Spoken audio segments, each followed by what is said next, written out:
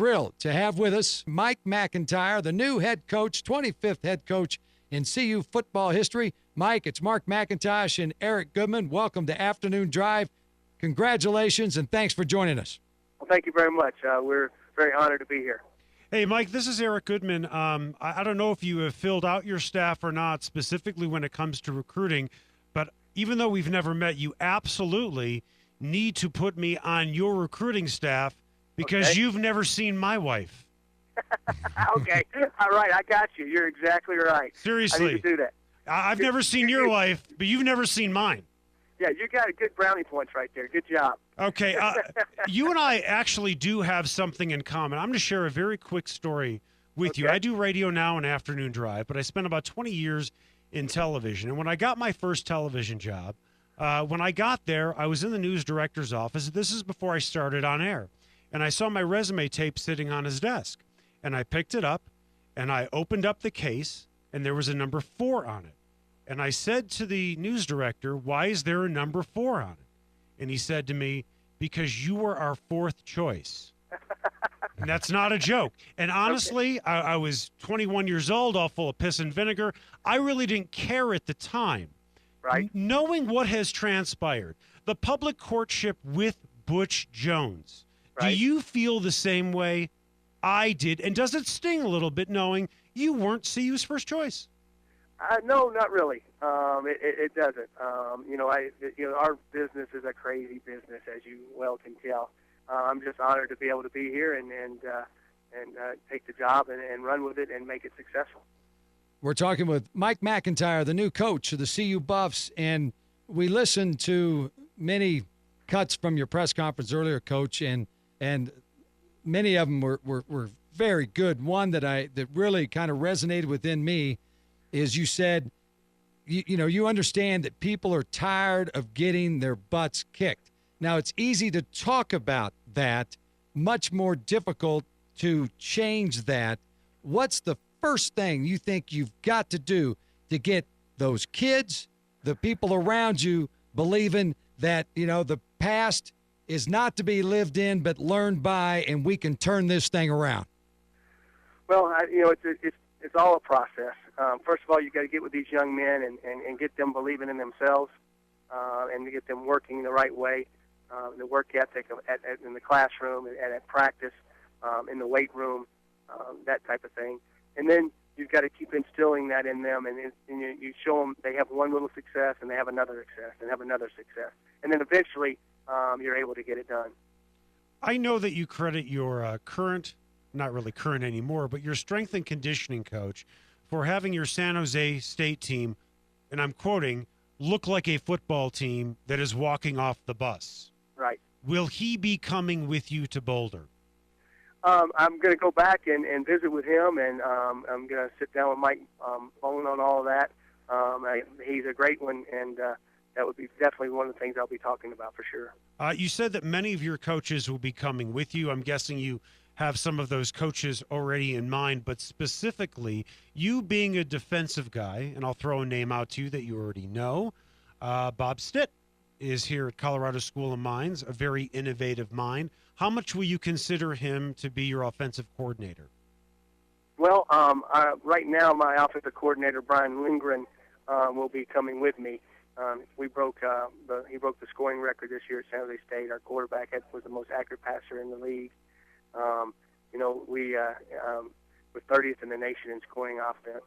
So he's going to be the coordinator if he wants to come. Then if he doesn't, then I'll be looking at other people, and that man would be a good one to talk to, I think. Coach, you look back on your resume, so to speak, and you've got some roots. Obviously, you're from Florida. Some people thought that with your accent, they thought you were maybe from Maine or New Hampshire. But we straightened them out. I thought it was Canada. Right. But, you were the recruiting coordinator at Ole Miss, so you've got SEC roots, and, you come from a football family. Your father was a football coach his whole life, and then you worked for Bill Parcells at the Dallas Cowboys, and you were at the Jets, and then you're at Duke. And while you're at Duke in 2009, the American Football Coaches Association named you the best assistant coach in football. and then you go to San Jose State and you turn this around. But talk about those experiences, anything in particular, like Bill Parcells. What'd you learn from him? Great question. I learned a tremendous amount from Bill Parcells. I think two of the main things I learned was how to evaluate talent, how, the things that he did there, and then definitely practice organization and how to implement practice to be effective. I learned a lot of other things, kind of like getting my PhD, but those are two things that I take a lot of the things that I learned from him in those two areas and implement all the time. I'm sorry. I was actually looking at a text here in the middle of a live interview, and you're our first live interview here, so I have to apologize for that. All right. Some other things. Talk to people. You mentioned that your offensive coordinator is coming with you, and you guys had a lot of success. For Buff fans out there, try to describe to them, knowing the talent you have at quarterback, will you maybe dip into the JUCO ranks, or maybe that's not the right question. Tell them the type of offense that you will try to instill here at CU. Well, our offense is I'll use multiple personnel groups. We're able to be physical. We'll line up in the pistol formation most all the time, and that, I mean, we're an option team. I just like to be able to have the ability to run downhill and attack downhill with our running game, which puts the linebackers in secondary and run pass conflicts. You can have play-action passes and boots and net kids and that type of thing. And then we'll be able to get the ball out to our receivers quickly on, screens and stuff, kind of like you would in a spread offense. And then we're also able to use our tight end, our tailback will be he's 8 yards short of 1,000, so it'll be a 1,000-yard rusher. So I think we're very balanced in a lot of ways, and that's what we'll do. And we had very good success with it. CU has talked a lot about facilities upgrades. I believe that is in your contract. Right. Would you have come here if it wasn't in your contract?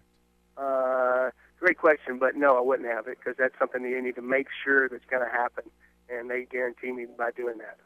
And what indication have they given you about the improvements they're going to make? I know you have a 5-year deal. Is all of it expected to be done in 5 years? How is that going to work? Yes, but I don't know exactly how it's going to work, but yes, to the question of being done. And we're talking about expansion of Dow Ward for a new indoor practice facility, and then probably expansion of the west side of the stadium. Is that part of it? Yes, all of that is part of it, especially the area in the Dow Ward area. Yeah. And exactly. Well, Coach, we know that you're incredibly busy. We appreciate your time, and a parting shot. It's a long ways from Shoney's. And hey, listen. I want you to take me up on my offer of helping you with recruiting. When I send you my resume, I'm not going to send you a picture of me. I'm just going to send you a picture of her. Okay, good one. I like that. Okay. Coach, best of luck to you. All right, thank you very much. All right, Mike MacIntyre, the new head coach. When he first got out of college, he worked for a year at Shoney's, and now he's the head coach at University of Colorado.